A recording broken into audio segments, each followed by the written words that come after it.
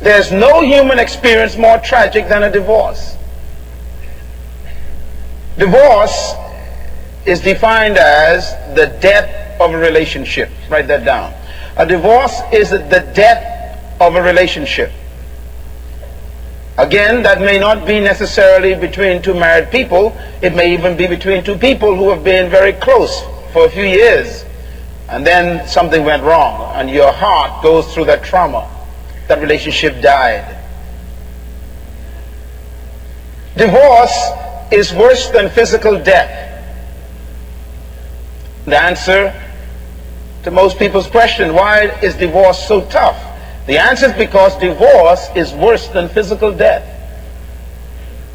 Some of you are nodding your head because you've been through that. You've been married for a few years and then something went wrong with the relationship. And the reason why it's worse than physical death, and I want the people who've never been married to understand this so that you can slow down.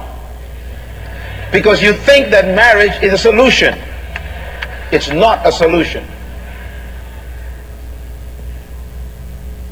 Why is divorce worse than physical death? Because divorce is a death without a burial.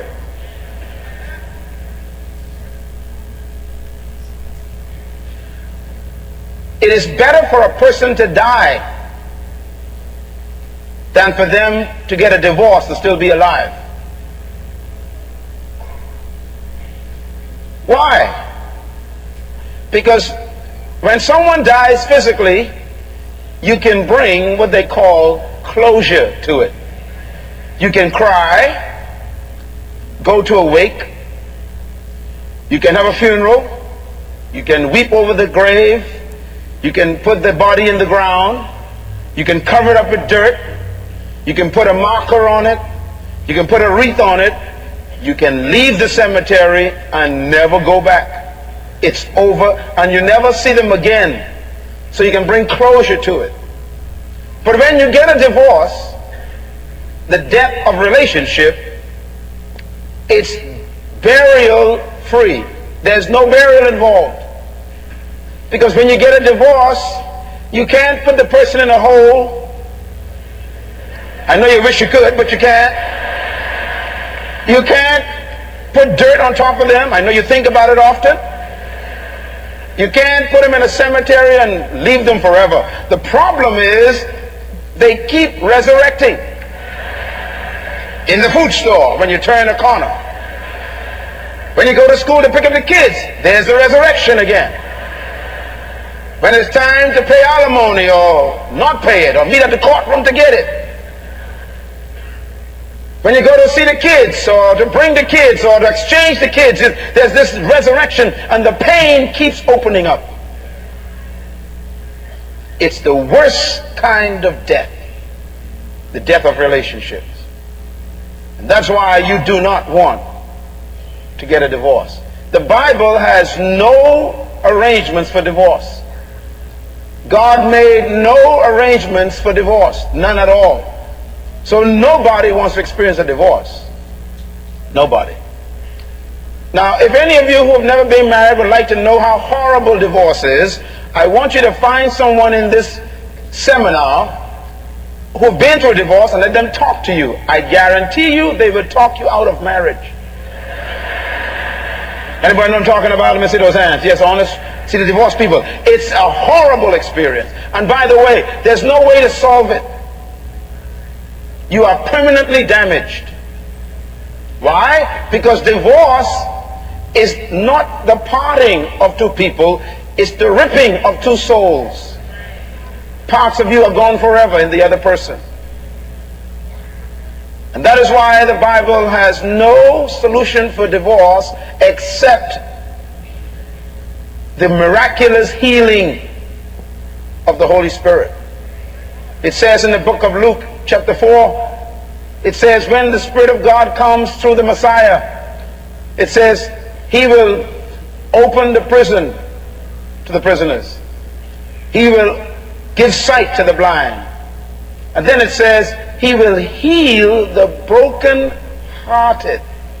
In other words, the only solution to the pain of divorce is an actual healing by Jesus. A psychologist cannot help you with a divorce and the pain of it. That's why most psychologists are divorced themselves. So this conference is to prepare you and to help you not make mistakes, not deal with the danger of having to go into a relationship. Now let me just say this carefully. Divorce is impossible without marriage. Write that down, please. I know it sounds simple, but you keep missing that. You cannot get a divorce unless you're married.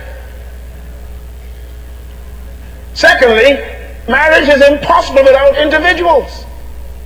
So you need marriage to get a divorce, but you need individuals to get married. So the prerequisite for divorce is marriage. And the prerequisite for marriage is individuals. And thirdly, marriage, because it's the prerequisite for divorce, is more important than divorce. Now, if marriage is necessary for divorce, and individuals are necessary for marriage, then the most important thing in relationship is not divorce nor marriage. It's individuals. Let me put it this way. Singleness is the prerequisite for marriage. Now I'm going to give you some definition and understanding of this concept, because one of the biggest difficulties we have today is that people keep thinking that singleness is a problem. Singleness is not a problem. Let me talk about the key to marriage a little bit. First of all, your marriage is only as good as your singleness. So stop concentrating on getting married.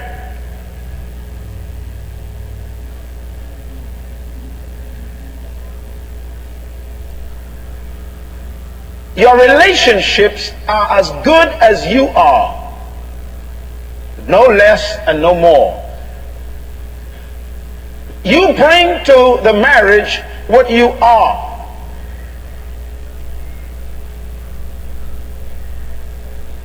When you walk down the aisle in your white dress and your tuxedo, whatever is wrapped up in those clothing is what the other person gets.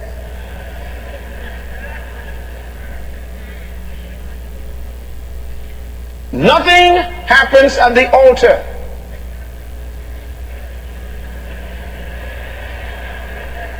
If you are lazy before you arrived, they are taking a lazy person home. If you are stingy before you arrived, they are taking a stingy man home. If you are stupid before you arrive, you got a well-dressed stupid person. No more, no less. If their feet smell before they came to church, you take stinking feet home with you.